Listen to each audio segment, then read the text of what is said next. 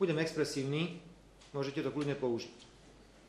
Len idiot môže na prvú stranu napísať, že kvôli svetovej kríze prichádzajú stovky ľudí o prácu a na druhej strane len idiot môže napísať, že Fico naháňa kšeft GNT vo Vietname za viac ako miliardu.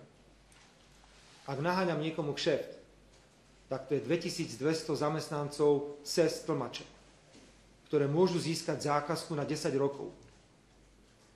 A idiot napíše, že idem robiť kšeft pre GNT. Aký kšeft ja robím pre GNT? Čo je to za kšeft? Keď podporujem veľké zákazky veľkých slovenských firiem, ktoré sú tu.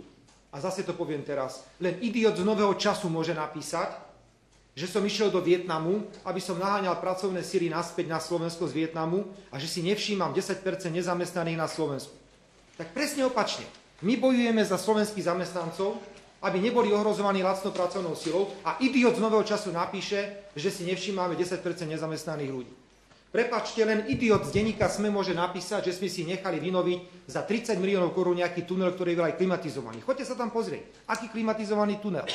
Chodba podzemnou, cez ktorú vedú trúbky a drôty, ktoré spájajú jednu budovu s druhou budovou a je tam havarijný stav.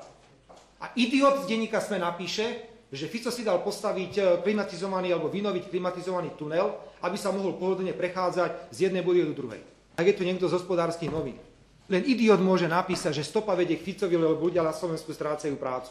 Ja chápem, že je hubová sezóna, že sa zbierajú hríby, prosím vás, ale ako to ešte neznamená, že budete takýmto spôsobom atakovať vládu Slovenskej republiky. Hulváckým, idiotským spôsobom atakujete vládu Slovenskej republiky. Klamstva, klamstva a klamstva.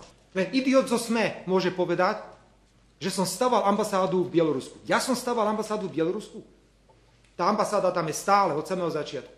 Neviem prečo, ale kde prišiel tento pán novinár k takémuto záveru. Používam tieto expresívne výrazy a ich budem používať, pretože nie je možné, aby ste takto otvorene klamali v mediálnom priestore.